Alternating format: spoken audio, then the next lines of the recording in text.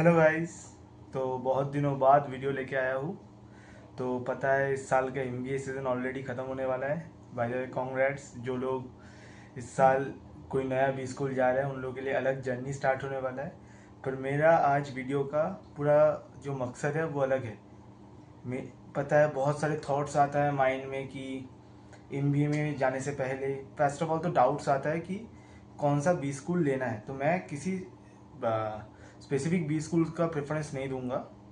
मैं एक generalise case बताऊंगा कि उससे तुम लोगों का थोड़ा हेल्प होगा कि कौन सा बी स्कूल लेना बेटर होगा, कौन से फैक्टर्स को दिमाग में रख के। तो चलो स्टार्ट करते हैं आज का वीडियो। तो पहला जो फैक्टर है आरओआई फैक्टर। तो आरओआई फैक्टर क्या होता है? आरओआई होता है रिटर्न ऑन इन्वेस्टमेंट। वो इन्वेस्टमेंट एक एमबीए में क्या क्या होता है, नॉट जस्ट कि तुम जो फीस दे रहे हो वही इन्वेस्टमेंट नहीं है। फर्स्ट ऑफ ऑल तुम क्या छोड़ के आ रहे हो। तो तुम्हारा जो टाइम गैप है, तुम जो 2 साल दे रहे हो अपना, वो भी आरओआई फैक्टर में कैलकुलेट होता है। तो उस तुम जितना टाइम स्पेंड कर रहे हो, जितना फीस दे रहे हो, सब मिला के ये है तुम्हारा एक्सपेंडिचर वाला पार्ट। अब तुम्हें गेन क्या क्या हो रहा है उस टाइम में? एक है तुम्हारा high paying salary.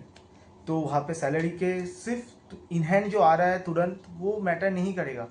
Overall 5 years 10 years down the line तुम्हारा ग्रोथ कैसा हो रहा है, तो वो सारी चीज़ें पूछ लेना। जो भी जिस भी कॉलेज में जा रहे हो, अगर कोई दो कॉलेज का कंपेरिजन भी कर रहे हो, अपने सीनियर से पूछ लेना जो ऑलरेडी वहाँ पे पढ़ रहे हैं, या कोई एलुमनाई है उस कॉलेज का, वहाँ से पूछ लेना।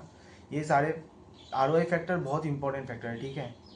कुछ कॉलेज का नाम बहुत बड़ा है पर हो सकता है रिसेंटली वो लोग बहुत ख़राब कर रहे हैं बी स्कूल, क्योंकि मार्केट कंडीशन बहुत ख़राब है। तो ये है पहला फैक्टर जो है आरओआई फैक्टर। अब आता है एलुमनाई, एलुमनाई कनेक्शंस। क्योंकि देखो आफ्टरऑल तुम जा किस लिए रहे हो, एमबीए कर किस लिए रहे हो? कि तुम्हें अच्छा प्लेसमेंट मिले, तुम्हें अच्छा कनेक्शंस मिले, तुम बहुत कुछ सीख पाओ। अब तुम एक ऐसा कॉलेज में गए हो जो जो कॉलेज 2-3 साल पहले ही इस्टेब्लिश्ड हुआ है। तुम लोग एलुमनाई फैक्टर उतना अच्छा नहीं होगा। जितना भी वो कॉलेज बहुत डाउन द लाइन अच्छा करे या कुछ भी करे, पर तुम तो यही 2 साल पढ़ोगे ना। तो ये 2 साल का दिमाग में रख के कि कितना एलुमनाई कनेक्शंस है वहाँ पे, या कॉलेज का कैसा कनेक्शंस है एलुमनाई लोगों के साथ, तुम ये जानने के लिए सबसे बेस्ट है एक तो कॉलेज का जो वेबसाइट है वो चेक करो कि वहाँ पे एलुमनाई फैक्टर्स में क्या क्या लोग कहाँ कहाँ पे है अभी करेंटली। और जो एलुमनाइज है उन लोगों से बात करो कि उन लोगों का क्या क्या लगता है, उन लोगों का एमबीए कैसा गया था, उन लोगों का क्या थॉट प्रोसेस है। तुम अपना कंडीशन बताओ, वो लोग सजेस्ट कर रहे हैं कि नहीं तुम्हें वो कॉलेज। ये दूसरा हो गया एलुमनाई। तीसरा जो बहुत लोग वो मिस कर जाता है वो है लोकेशन फैक्टर। जो टायर 1 टायर 2 उसके लिए IIM IIT के लिए उतना मैटर भी नहीं करेगा, पर जो उसके बाद वाला जो कॉलेजेस है उसमें लोकेशन फैक्टर बहुत मैटर करता है। क्योंकि जो कॉलेजेस टायर 1 टायर 2 सिटीज़ में हैं, मेट्रोपॉलिटन सिटीज़ में हैं, जिसके आसपास बहुत कॉरपोरेट ऑफिसेज है, वहाँ पे प्लेसमेंट अच्छा होना चाहिए। क्योंकि देखो एक ऑफिस में एक वैकेंसी आया है, अब उसको उतना टायर 1 टायर 2 से प्लेस नहीं करना है, वो उतना सैलरी नहीं दे पाएगा।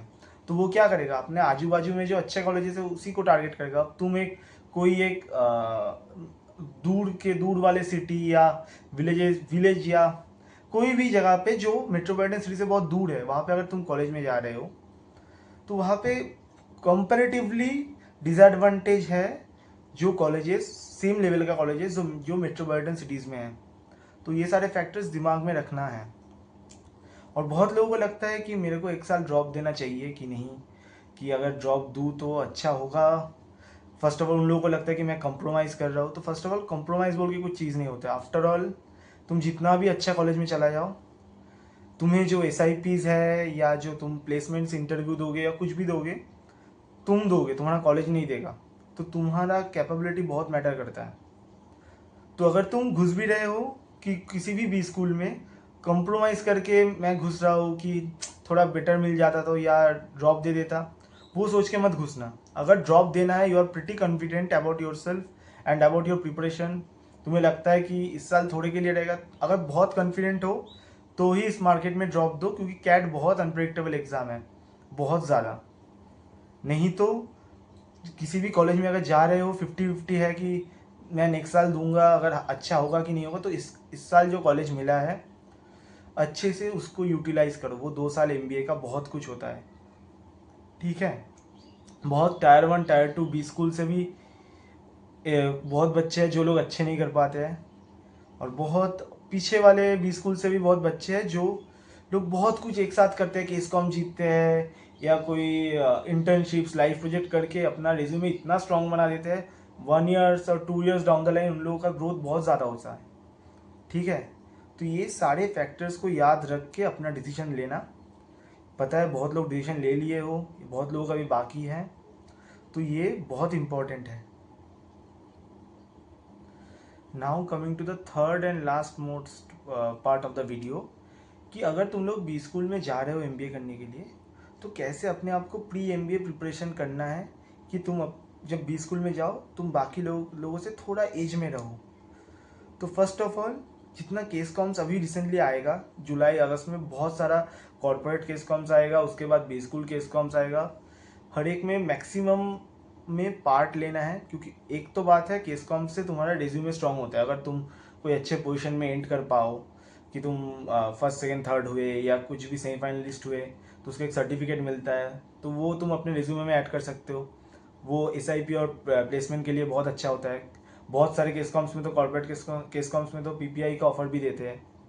और सेकेंड जो चीज़ अच्छा होगा, तुम्हारा PPT मेकिंग स्किल्स, बाकी जो प्रेजेंटेशन स्किल्स, ये सारी चीज़ें भी बहुत अच्छा हो जो बाद में बहुत काम आएगा, ठीक है। तो ये दिमाग में रखना है कि केस कॉम्स नहीं छोड़ना है। अब नेक्स्ट जो चीज़ है वो है तुम्हारा कि सर्टिफिकेशन कोर्सेज। रिज्यूमे के लिए एक पार्ट रहता है जहाँ पे होता है कि तुम क्या क्या चीज़ें अचीव किए हो, या वो तो हो गया केस कॉम्स, पर तुम क्या क्या कोर्सेज, एक्सटर्नल कोर्सेज किए हो, तुम्हारे पास क्या क्या नॉलेज है। तो अच्छे अच्छे जो सर्टिफिकेशन कोर्सेज है वो करने का ट्राई करना। अगर ना भी हो तो कुछ कोर्सेज कोर्सेरा या यूडेमी से कर लेना। कुछ है अपने ग्राउंड ऑफ इंटरेस्ट सोच के कि मुझे फाइनेंस में जाना है, तो फाइनेंस के 1-2 बेसिक वाला कोर्सेज रखेंगे। सेकेंड, जो बेसिक एक्सेल कोर्सेज है, कुछ भी कोर्सेज है, और कुछ अगर अच्छे अच्छे कंपनीज या बहुत टाइम क्या होता है ना, वो लोग फ्री कोर्सेज लॉन्च करते हैं, वो भी अटेंड करना। क्योंकि ये सारी चीज़ें तुम्हारे रिज्यूमे को शॉर्ट लिस्ट करने में बहुत मदद करेगा। जो तुम्हारा रिज्यूमे जो शॉर्ट लिस्ट होगा ना, तब वो कोर्सेज बहुत देखा जाएगा। एक बंदे का, तुम्हारा और उसका सेम प्रोफाइल है, पर तुम्हारे जो रिज्यूमे में सिर्फ कोर्सेज वाला सेक्शन में 5 कोर्सेज है, उसमें उसके पास 2 कोर्सेज है, और तुम्हारे में सारे रेलिवेंट कोर्सेज हैं, तो तुम्हारा सिलेक्शन रिज्यूमे शॉर्टलिस्ट होने का चांस बहुत बढ़ जाएगा। तो सेकेंड तो ये है। और कुछ भी लाइव प्रोजेक्ट्स मिले, कुछ भी मिले, मतलब लिंक्डइन खोलते रहो, लिंक्डइन देखते रहो। First of all LinkedIn connections बढ़ा, क्योंकि लिंक्डइन तुम्हें लगता है कि तुम जाओगे बी स्कूल, पहले दिन ही तुम्हारे जो ओरिएंटेशन प्रोग्राम में बोल देगा कि मिनिमम 500 कनेक्शंस चाहिए।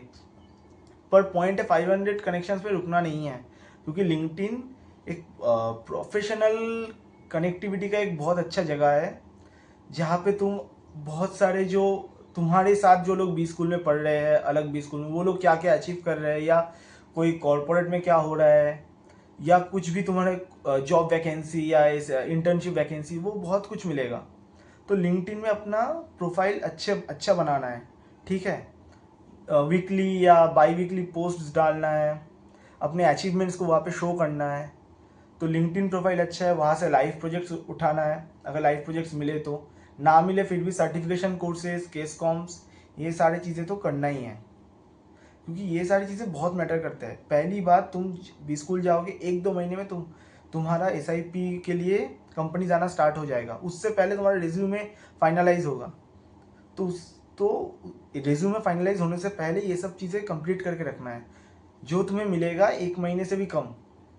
तो अभी से स्टार्ट कर दो कि बी स्कूल मिल गया, ठीक है, रिलैक्स करते हैं, जब देखा जाएगा तब मार्केट बहुत कॉम्पिटिटिव है, तो अगर तुम्हें कुछ एज में रहना है तो तुम्हें करना ही है चीज़ें।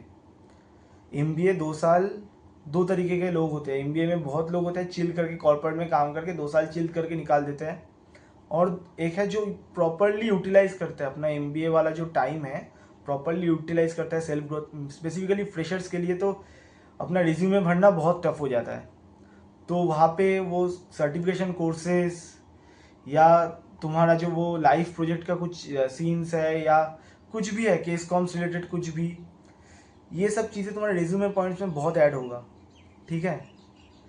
तो यही सब बोलना था। तो last of all, best of luck for your upcoming future. बहुत अच्छा करो तुम लोग, बहुत कुछ अचीव करके आए हो, आगे भी अचीव करोगे। तो चलो आज के लिए टाटा, बाय बाय।